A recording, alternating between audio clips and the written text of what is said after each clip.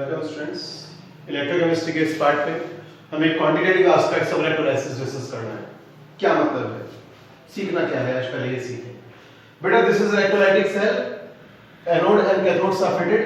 This is cation, let's say this cation is going to approach cathode. What this is going to do over here, let's say it is a sodium cation. It take up one electron from rod. This electron is taken up from the cathode. This electron is gained by cation and it converts into sodium, which sodium deposit over here. Beta, why this sodium deposit? Because this cathode supply electron to this cation. Electron is supplied because it is connected to a pole. It is connected to a negative pole of the battery. That means battery is supplying current, that is charge, and this charge is responsible for the reduction of this cation. Means जितना का charge pass करूँगा उतने ज़्यादा cation deposit होते चले जाएंगे. This is the topic in which we are going to study कि कितना चार्ज पास करने पर कितना अमाउंट ऑफ सब्सटेंस डिपॉजिट होगा, और if we want to deposit a particular fix amount of a substance तो हमें कितना चार्ज पास करना होगा. So this is what our model to study today is. You got the point? Now try to understand this in a better way now. Look, one atom of sodium is obtained by the gaining of one electron. If we need 1 mole sodium, if we need 1 mole sodium, 1 mole sodium means, I hope you understand, 23 gram sodium. we need to supply how many electrons beta? 1 mole. 1 atom के लिए 1 electron, 1 mole के लिए 1 mole electron. So 1 mole electron sodium means 23 gram, means 23 gram sodium will be deposited if we pass 1 mole electron through this. Pakka? Now 1 mole electrons carry negative charge. If we calculate what is the charge on 1 mole electron, so that much charge which is carried by this much electron will deposit 23 gram of sodium. बस यही चीज अब हमें quantitative explanation में help करेगी. Look, what is this? Faraday. What is Faraday? Charge on 1 mole electron. You got the point? The value is approximately 96500 coulomb per mole. पक्का? How to calculate this? बेटा Faraday का symbol F. तो 1F is equal to charge on 1 electron, charge on 1 electron 1.602 × 10 × 10 minus 19 coulomb, and mole number 6.02 × 1023. Total comes out to be 96488, which is approximately equals to 96500 coulomb per mole. अब बेटा हमने sodium के बजाय copper 2+ ion ले लिया. This need 2 electrons, generates copper. बेटा if you need 1 mole copper, you need to take up 2 mole electron or not. That means charge on 2 mole electron will deposit 1 mole copper means 63.5 gram copper or not.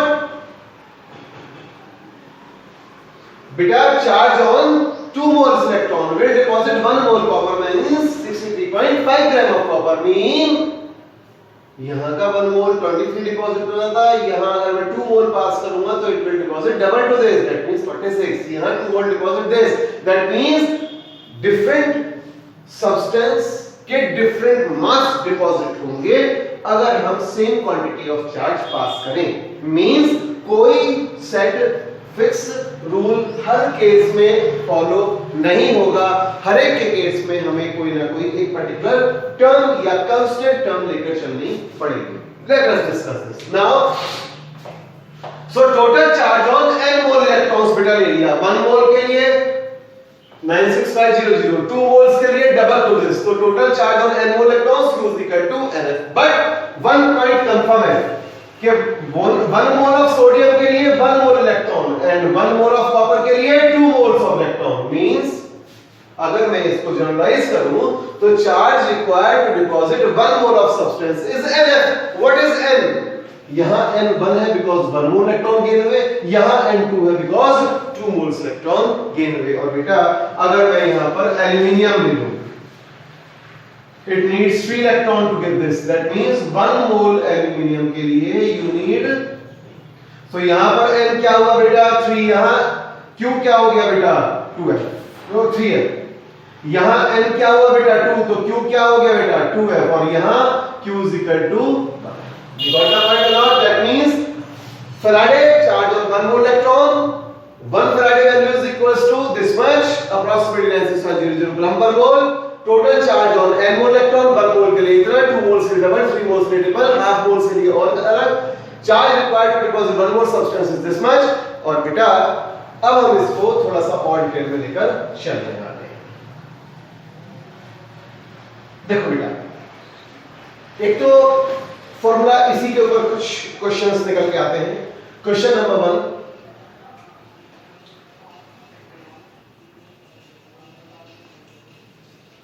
how much charge required to deposit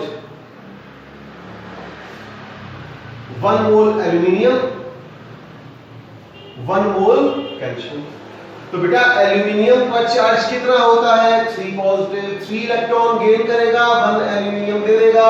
1 mole aluminium need 3 moles. तो n क्या हो गया बेटा? 3. So charge required for 1 mole aluminium is equal to NF is equal to 3F.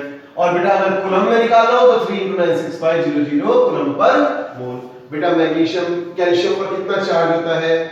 2 positive, 2 electron generating, यहां पर 2 moles आया, n is equal to 2, 1 मोल इसका.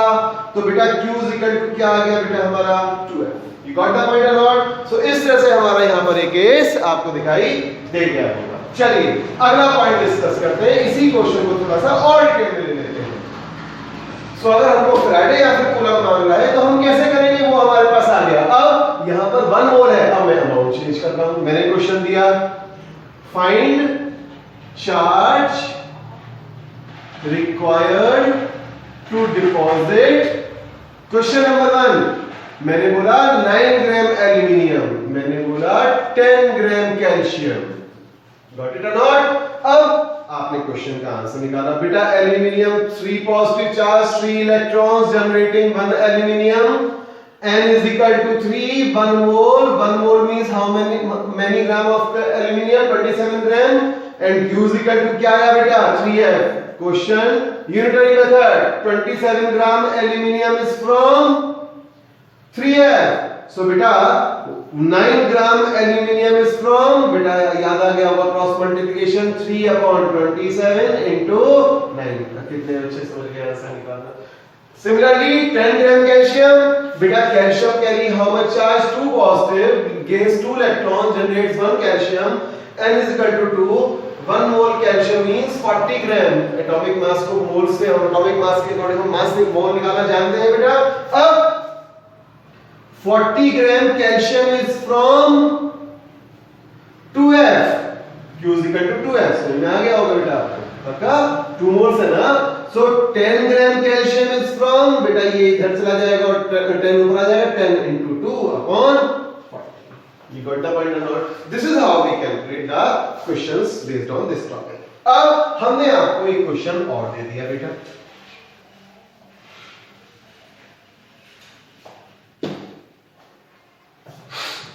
बेटा चार्ज कैलकुलेशन का एक फॉर्मूला और होता है. चार्ज निकालने के लिए Q is equal to, सबको याद होगा, I into T.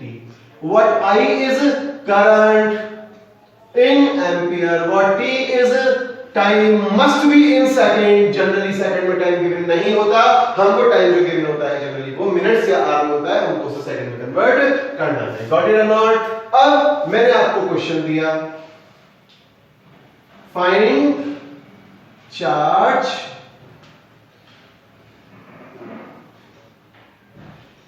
passed through a solution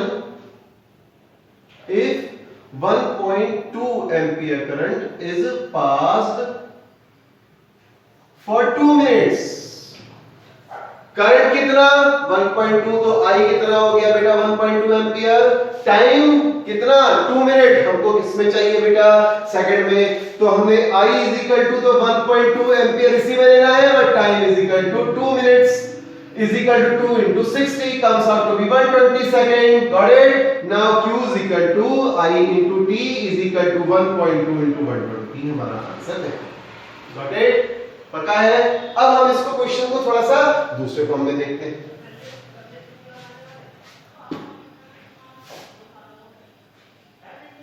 If 2 ampere current is passed for 15 seconds, find the number of electron passed. See, 2 ampere current पास किया for 15 सेकेंड, I मिल गया, current 15 second, time मिल गया, what we need, total number of electron pass through this. very easy बेटा, आप पहले Q is equal to IT से charge निकाल लो। तो I is 2 into time is 15, total कितना चार्ज आया बेटा 30 कूलम। बेटा 96500 कूलम कितने इलेक्ट्रॉन लेके चलते हैं, 1 मोल इलेक्ट्रॉन्स ना, तो 96500 coulomb is carried bye 1 mole electron, तो 30 चार्ज इज कैरीड बाय कितने मोल इलेक्ट्रॉन्स। तो हमारा आंसर क्या आया, 96500 कूलम चार्ज इज ऑन कितने इलेक्ट्रॉन बेटा 6.02 into 10 to the power 23 electrons. तो बेटा 30 चार्ज कितनों पे होगा वही क्रॉस कर दो बेटा, तो 30 into 6.02 into 10 to the power 23 divided by 96500. This is how you calculate the number of electrons. You got the point or not? So points are not typical that much. These are comparatively easier points. पक्का? इससे अगले part में हम Faraday's law जो इनके ऊपर based है और इक्विवेलेंट मास उसको सीखेंगे। Thank you very much.